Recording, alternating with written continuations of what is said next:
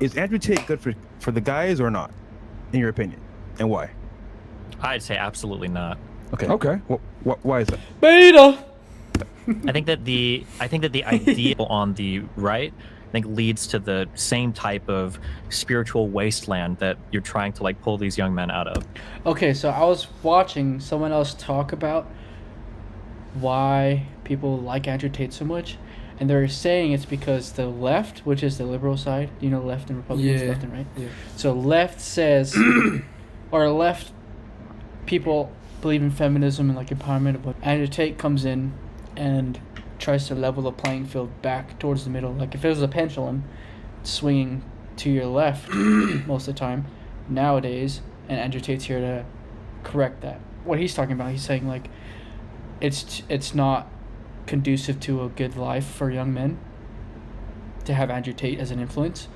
Just the way Andrew Tate is, he thinks that's wrong. Like to have multiple wives but I don't think that's what Andrew Tate's trying to tell everyone to do. He's not trying to say everyone should have 4 wives, everyone should have 10 wives and a bunch of money. I think he's just saying that you should improve so that when it's time for you to have a relationship, you're the best person. Interesting. So wait, what about the pendulum thing? Is he saying that He's saying that Andrew Tate leans too much to the right, and it's bad for most young men to listen to him because he's so extreme. But nowadays, everyone's already leaning to the left, so to have Andrew Tate... to level it out? Yeah, to level the playing field. True. That's kind of what he's talking about. He played an outro song leaving McDonald's. Like,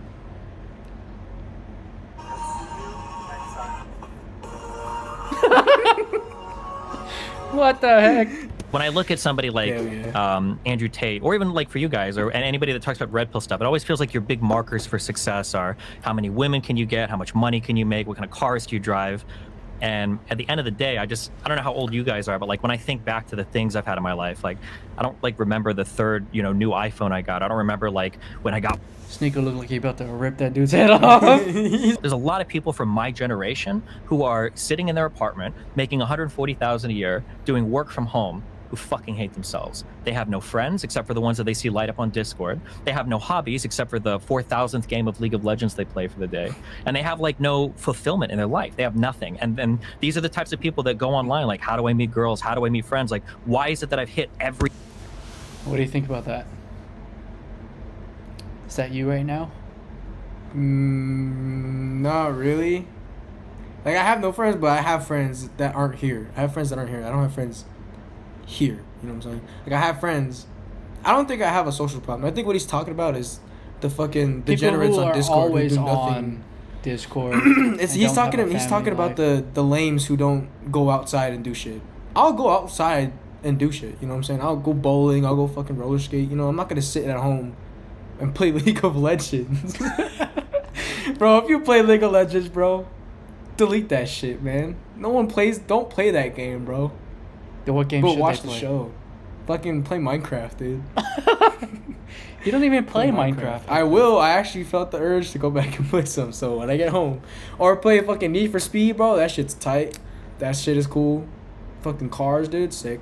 But I'm saying, like, he's talking about the lames who don't work out, the guys who don't do shit, but play games and sit on their computers. Yeah, you gotta have some balance. Yeah, I mean, like, obviously, if you have money and stuff, then you don't have to really listen to that part of what everybody's saying. Like the red pill, he's saying like only go for money and all that shit. But like, I think red pill says some things about like just doing things with your life instead of just going for money. Like how he's saying he's saying that all red pill guys kind of just tell everybody to live a hollow existence, like only go for material things. But I think they're saying like better yourself. Don't, like, if you have money, okay, you don't have to listen to them how to make money. They're just saying that for people who don't, like us.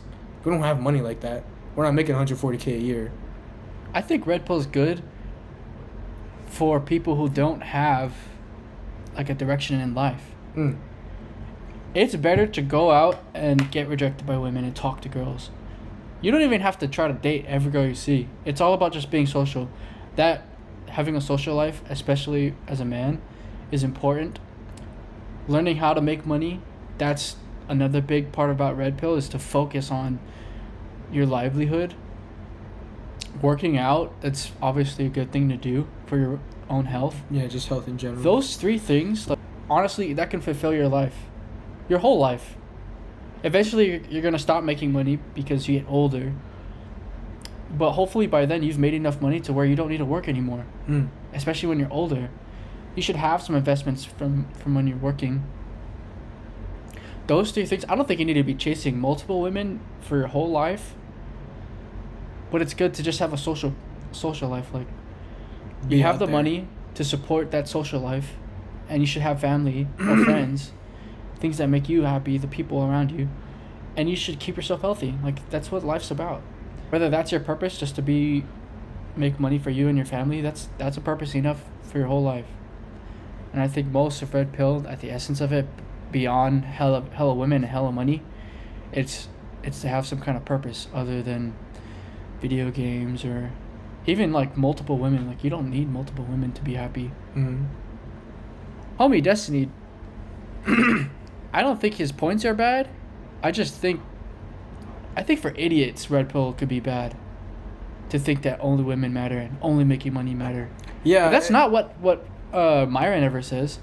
If you watch his stuff that he rants about, he always tells niggas like, don't be, or like, he literally yells at them to get their ass off the computer, go work out, get your fitness right, talk to girls, talk to women, talk to friends, talk to dudes in real life, and make your money. Like, all those 3 things but no one really listens to him because that's what no one cares about. All the people go to his channel or to Fresh and Fit is to talk about girls, which is excessive, but that's how they make their money. That's why their content is focused on girls, because that's what people want to watch. Destiny is basically saying that young men don't have a mind of their own because they listen literally to red pill. Yeah, but I think if you don't listen literally and you take pieces of red pill that make sense and you apply them to your life, you're going to be a better person because of it. But he's saying that because men are so dumb and they take it too literally, then they're going to be worse off. So basically, he's basically saying young men are stupid. I think some people do take that shit literally. Like, some people take it a little too far. They're like, I have to have bitches, I gotta have money. You gotta, like, take pieces and apply it. You can't, because not all of us are gonna have that lifestyle. I mean, like, it's cool to strive for it, but, like, that's like 1% of men. Barely, even that, it's just probably less than 1%. But, like, it's just why like would you can't too much. Like, yeah, you can't have all that shit and be like you can't take it literally. You have some common sense, bro. Don't be listening to Andrew Tate talking about slapping bitches. Right? It's like working out. It's like working out. It's like when I started, I was copying workouts, like doing exactly what they did, trying to eat what they eat. But then it's like, does that work for me personally? You know, like, everybody's different. Yeah. You're not gonna fucking live their life. You can't just live someone else's. You have to think about yourself and how you take things, and then take bits and pieces from everything else. It's like, it's like working out. Like, I don't like doing like certain exercises, and then this guy on his workout plan will have that exercise, and I'm like, I don't like that one, so I don't use it, but I like the other one that he used, so I'll make my own program of exercises that I like, and it's not copying them. I'm just taking pieces that I like and putting it in my own and using it for myself. That works for me.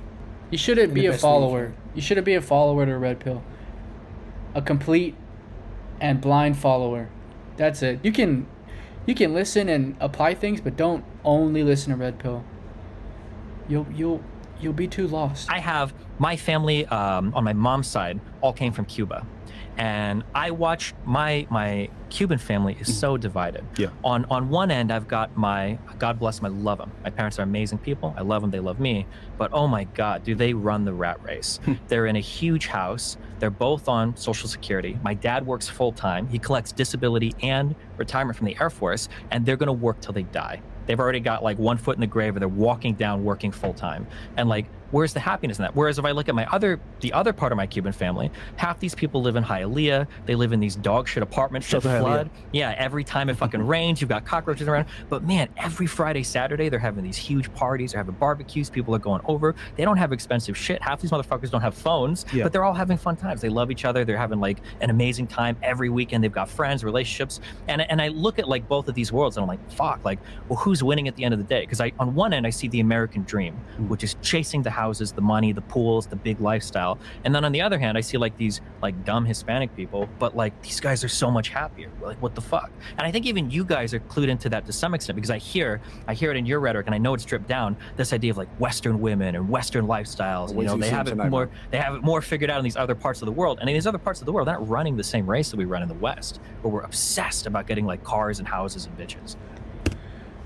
I think that is so true for us because we come from Hawaii, but we never had lots of money. We always had cockroaches flying around our house, but I wouldn't take away that that life when I was younger for anything. Like, it's made me the biggest thing with Andrew Tate that I can take from him is that when you start off broke and you end up rich, that might be, I don't know yet because I'm not rich. One day I'm gonna look back right now and say, motherfucker, you made it, thank the Lord. Anyway, if you start off broke or you live a life when you're younger that was happy and broke and you end up making it with tons of money and you achieved everything you want, that might be the most satisfying life experience to have. Started from the bottom, now we're here. Like, straight literally up. That's what that is. Started from the bottom, now you're here. Hope. We'll see, I guess. We'll see if that's true what Andrew Tate says. Do you